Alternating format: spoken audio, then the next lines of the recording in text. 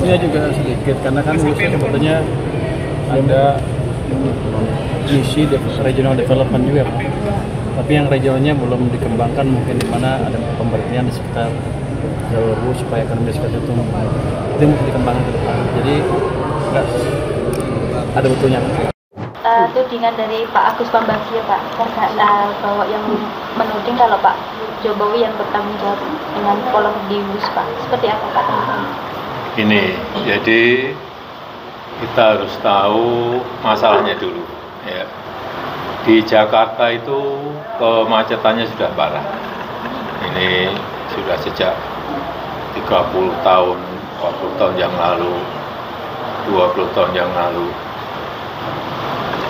Dan Jabodetabek juga kemacetannya parah, termasuk Bandung juga kemacetannya parah.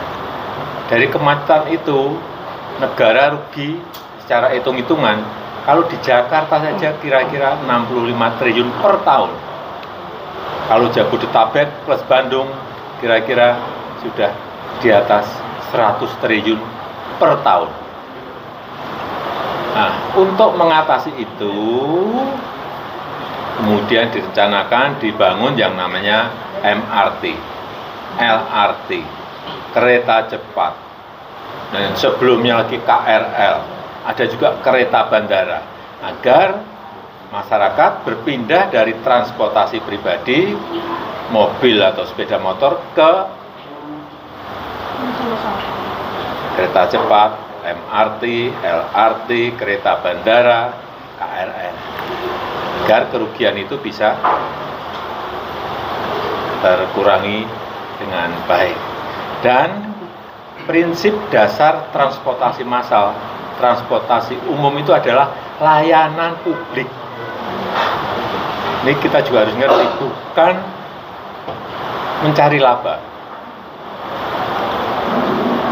Jadi sekali lagi, transportasi massal, transportasi umum itu tidak diukur dari laba, tetapi adalah diukur dari keuntungan sosial, social return on investment.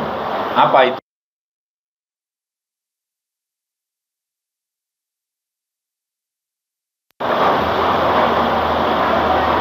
Produktivitas dari masyarakat menjadi lebih baik.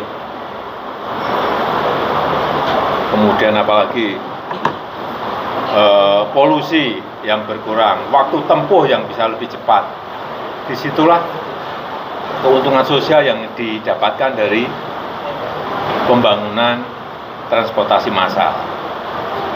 Jadi sekali lagi, kalau ada subsidi itu adalah investasi, bukan kerugian. Kayak MRT itu pemerintah Provinsi DKI Jakarta mensubsidi 800 miliar per tahun. Itu pun baru dari Lebak Bulus sampai ke HI. Nanti kalau semua rute sudah selesai diperkirakan 4,5 triliun. Dari hitung-hitungan kami dulu 12 tahun yang lalu. Dan memindahkan masyarakat, memindahkan orang dari mobil pribadi, dari sepeda motor, mobil ke transportasi umum, transportasi massal juga tidak mudah. Merubah karakter itu nggak mudah. Tetapi yang kita lihat, MRT itu sukses mengangkut penumpang. Sejak diluncurkan itu sudah 171 juta penumpang. Kereta cepat sejak mulai meluncur sampai sekarang sudah mengangkut 12 juta orang dan yang lain-lainnya. KRL saya belum punya data, LRT saya belum punya data. Tetapi dari MRT tadi 171 juta penumpang, kemudian kereta cepat 12 juta penumpang, patut kita syukuri karena sudah ada pergerakan perpindahan dari mobil pribadi, dari kendaraan masuk ke transportasi umum massal. Itu yang tidak mudah. Dan ini juga bertahap. Tidak langsung orang berbondong-bondong ke transportasi massal yang kita miliki, tidak. Jadi sekali lagi kita juga harus berhitung multiplier efek ekonominya.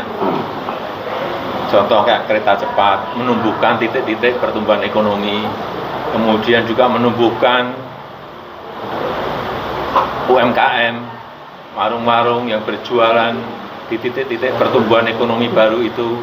Kemudian wisata juga di Bandung, saya kira dengan adanya WUS juga bisa meningkat dengan baik nilai properti juga naik karena adanya WUS. Saya kira kemanfaatannya seperti itu. Dan sebagai pembanding, kalau kita lihat transportasi massal di negara yang lain juga sama, hitungannya pasti adalah itu hitungan investasi, baik di Korea, di China, di Jepang, di Eropa, seperti di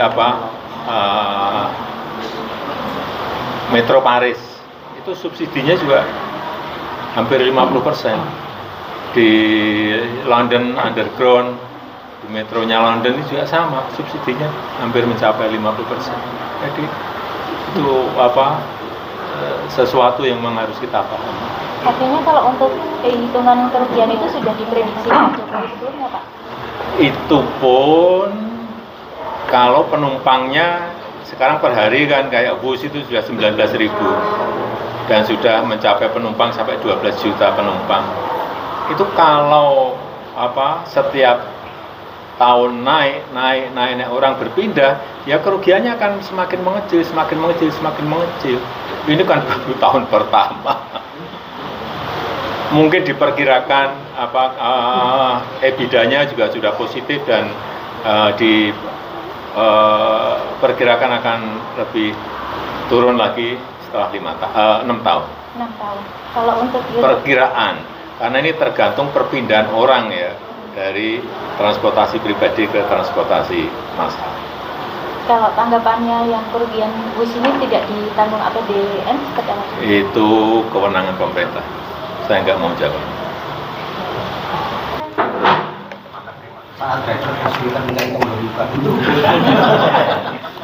Dari sekian banyak yang sudah dilakukan cuma itu yang sudah.